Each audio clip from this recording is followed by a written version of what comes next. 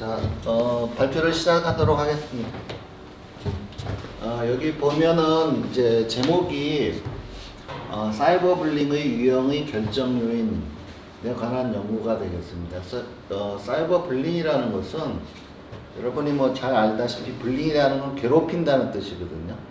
괴롭히는 건데 어떻게 괴롭히냐 하면은 사이버상에서 괴롭히는 거죠.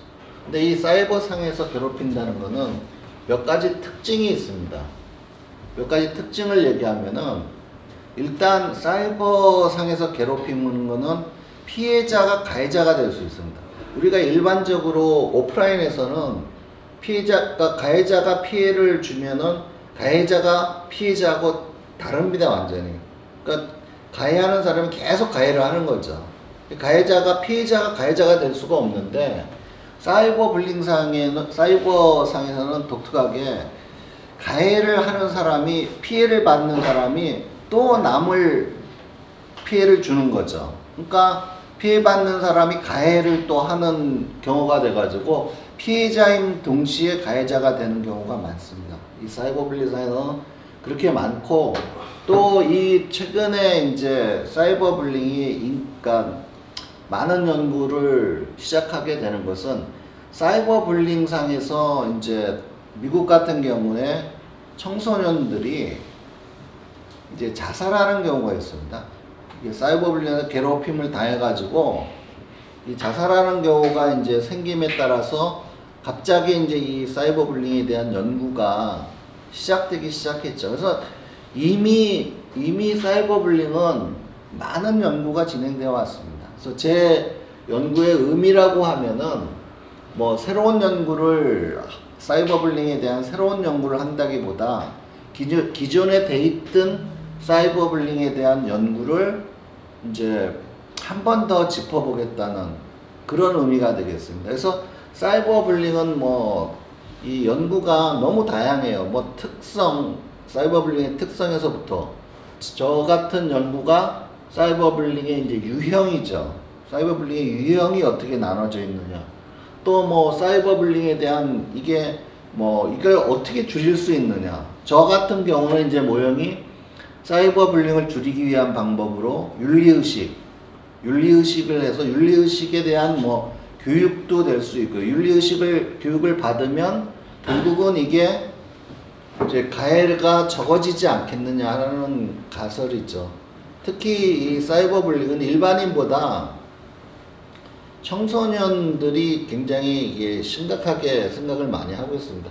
여러분도 뭐 아시다시피 우리 연예인들의 경우에는 사이버 불링, 그러니까 뭐 악성 댓글이나 아니면은 그거에 따라서 자살하는 그 연예인도 있고요. 뭐 청소년도 마찬가지예요. 근데 대부분의 이 청소년들이 이 사이버 불링을 하는 데 있어서 이 죄책감이 없어요. 죄책감. 그래서 연예인들을 보면은 사이버 불링 해가지고 이 사람을 추적해가지고 잡아보면 이제 뭐 중1, 중2 이렇습니다. 그러니까 뭐 방법이 없는 게 잘못했는지도 모르고 자기가 왜 이거를 이제 자기는 그냥 다른 데서 있는 거를 이제 퍼왔다. 그냥 갖고 와서 또 알렸다. 이런 얘기를 하기 때문에 뭐 이제 크게 어떻게 죄를 묻을 수가 없는 거죠. 그 뭐 제 전에 보면은 우리 제 남동생이 이제 작가인데 걔도 그런 적을 당한 적이 있어. 그러니까 책을 썼는데 이제 걔는 이 주인공이 이게 사람을 보면은 이제 이 약점이 보여요. 그러니까 약점을 찌르면 죽는 거잖아요. 근데 이 주인공은 이제 선천적으로 상대방에 대한 약점이 보이죠. 근데 이거가 이제 말하면 우리 중국에서 보면 혈도 짓는 거잖아요. 근데 그거를 이제 인용했다 해가지고 이 표절이라고 엄청나게 많은 이게 인터넷상에서 올라왔는데 결국 이제 얘가 고발을 해가지고 그걸 찾아보니까 전부 다 중학생들이에요. 중1, 중2예요. 그리고 얘네들은 그냥 나는 다른 데 와서 있는 게 표절이라 그래서 나도 갔다가 표절이라고 했다. 뭐 이런 상황이 되겠죠. 그래서 제가 이제 연구의 기본은 그렇습니다. 그러니까 진짜 뭐 다양해지면, 정보기기가 다양해지면서 사이버 공간에서 의도적이고 지속적으로 또는 반복적으로 괴롭힘을 하는 거죠. 그리고 이 사이버 괴롭힘은 일반 폭력과는 달리 보이지가 않는 거죠. 그러니까 자기가 누구라고 얘기를 안 하기 때문에 더더욱 이제 문제점을 갖고 야기되고 있는 거죠. 그 다음에 이거는 또 시간과 장소가 제약이 없습니다. 시간과 장소의 제약이 없이 계속적으로 이제 반복적으로 괴롭힘을 당하는 거죠. 그러면 괴롭힘 당한 사람은 이게 자기가 또 남을 괴롭혀요. 문제는 자기가 또 남을 괴롭히기 때문에 이제 계속적으로 우리가 말하는 일반적인 이 불링보다 그러니까 괴롭힘보다 더 문제가 있는 거죠. 그래서 이러한 문제를 해결하기 위해서 제가 선택한 것이 윤리의식. 그러니까 윤리의식이라는 이 사람이 어떤 윤리의식을 측정함으로 해서 윤리 교육을 시키면, 사이버상의 윤리 교육을 시키면 좀 낫지 않을까 하는 생각이 있고요. 그래서 이러한 윤리의식 교육을 통해서 사이버를 가해한다는 게 좀 더 영향을 주지 않을까. 그러니까 좀 순화된다겠죠. 순화시키지 않을까라는 의미에서 했고요. 통계는 뭐 SPS 22.0하고 스마트 PLS 2.0을 사용해서 통계 패키지를 사용했습니다. 그리고 연구 결과는 다 이제 유의한 영향을 미친 거죠. 그러니까 기본적으로 제가 사이버 불링이 다양한 유형이 있지만 제가 택한 거는 언어폭력, 폭로, 소외, 사이버상에서 소외시키는 거죠. 왕따죠, 왕따. 그다음에 남의 아이디도 도용하고, 이러한 것들이 윤리의식에 영향이 있지 않는가. 그 학생, 그러니까 청소년들이 주로 대상이 돼야 되는, 그러니까 윤리의식에 영향이 있고, 이 윤리의식에 영향이 없기, 자기가 아무런 이게 남을 가해한다는 생각을 못하기 때문에 가해를 하는 거죠. 그래서 윤리의식.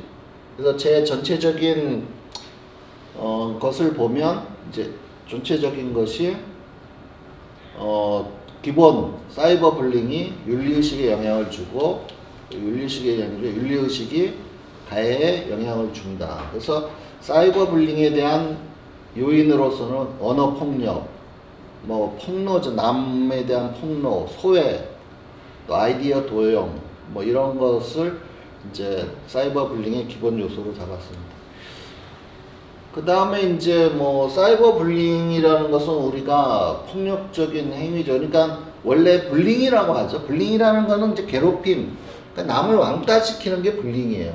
그러니까 이 영어로 그렇게 되는 거죠. 괴롭히는 건데, 이제 이게 우리 정보기기가 발달함에 따라 사이버 불링이 되는 거죠. 그래서 상대방을 화나게 하는 이메일,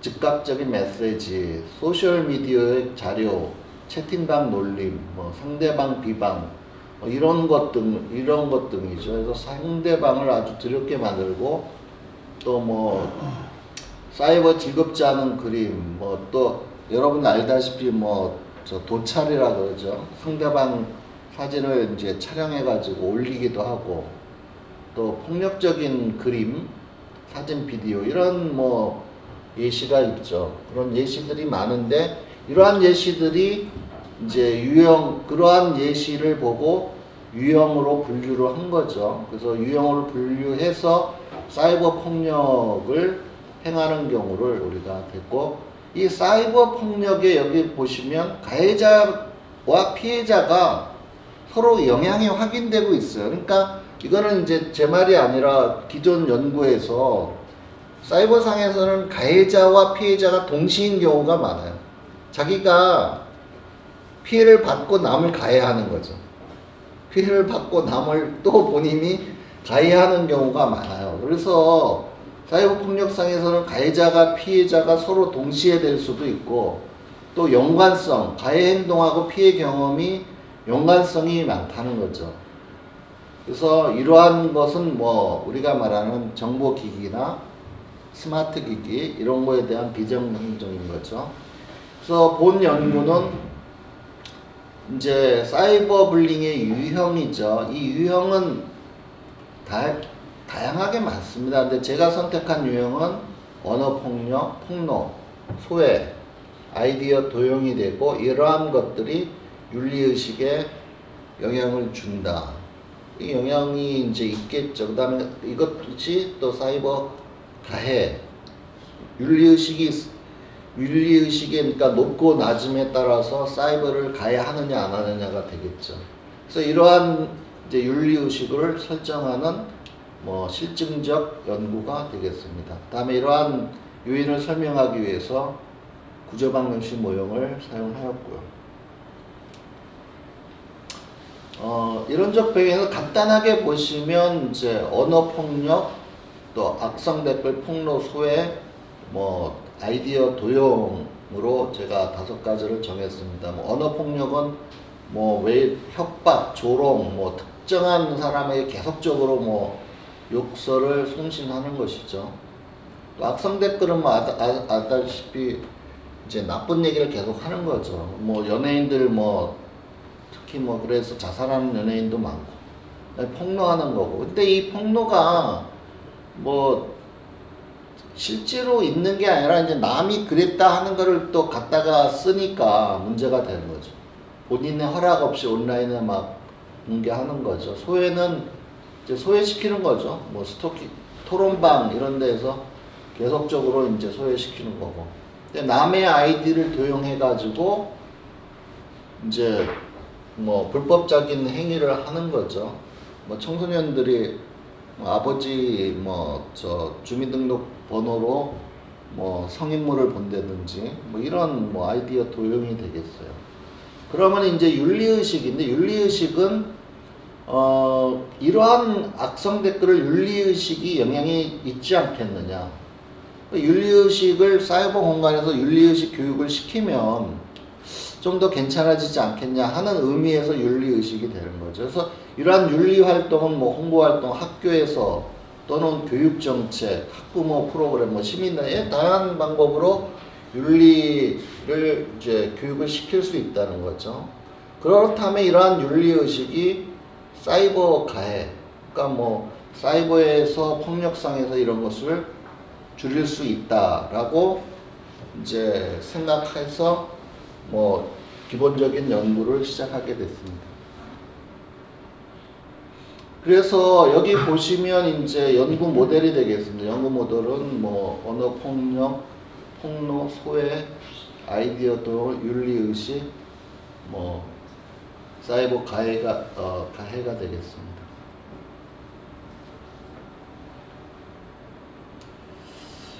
그래서 여기 이제 사이버 불링과 윤리의식에 대한 뭐 가설을 보시면 이제 사이버 정보 기술이 따라서 이제 뭐 사이버 불링 유인이 된 것이죠. 그리고 뭐 선행 연구를 기반으로 해서 가설이 이제 4개, 언어 폭력, 그다음에 폭로, 소외, 아이디어 도용 4개로 잡고요. 윤리의식에 영향을 미친다는 것이고요. 다음에 이러한 윤리의식은 사이버 가해, 사이버 상의 가해에 이제 영향을 준다는 거죠. 그래서 윤리교육 활동으로 민간 차원의 교육, 홍보활동, 학교의 사이버 강화, 교육정책, 학생과 학부모 교육 프로그램, 시민단체, 계몽활동 이러한 것들이 현실의 사이버의 가해와 이제 영향이 있다는 거죠. 그러니까 이런 것을 통해서 사이버 가해를 줄일 수 있다는 거죠. 그래서 2개는 뭐 윤리의식과 사이버 가해는 영향을 끼칠 것이다. 이게 이제 결과적으로 영향을 끼친 다음에 윤리의식을 강화시켜서 사이버 가해를 줄이자는 것이죠. 줄일 수 있다는 것입니다. 뭐 데이터 분석은 총 350명이고 이제 뭐 한 달 동안 진행됐고요. 사실은 이게 일반인보다는 이 학생이 굉장히 중요해요.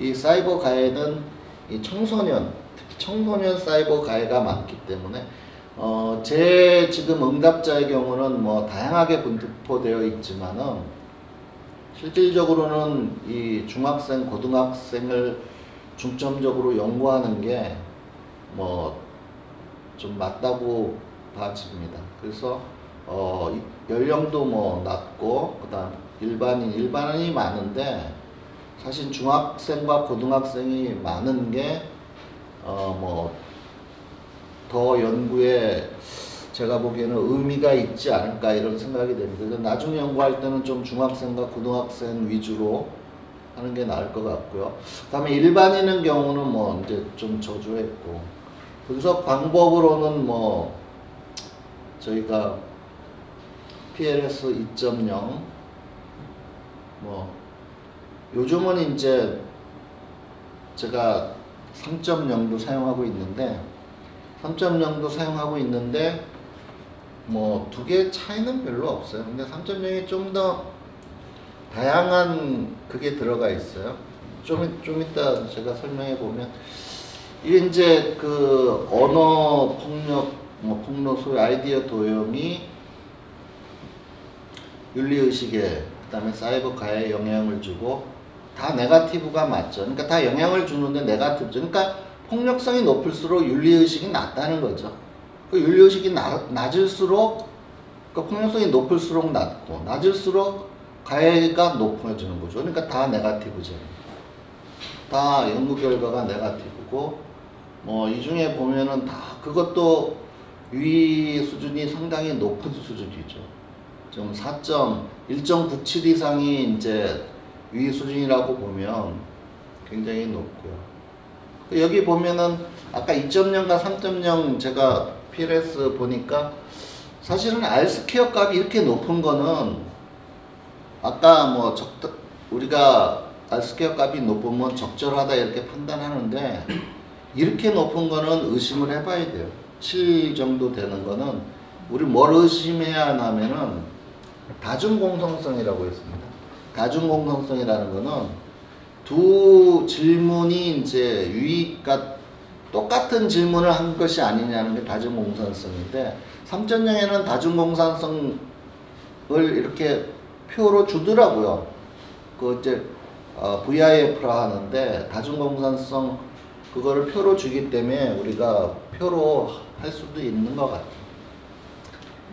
그래서 뭐 여기서 이제 이러한 뭐 세 개 다 뭐 이 전체적으로 우리가 유의하다는 결론을 얻었고요. 유의하다는 결론은 이제 다시 한번 결론에서 이제 얘기를 하게 되면 뭐 얘기하게 되면 뭐 여기 뭐 언어 폭력은 영향을 미쳤고 폭로도 영향을 미쳤고 소외도 윤리의식에 영향을 미쳤고 뭐 다 영향을 미쳤다는 거죠. 기본적으로 이 연구는 이제 사이버 불링 유형과 윤리의식 사이버 피해에 대한 모델을 제안하였는데 이제 기본적으로 좀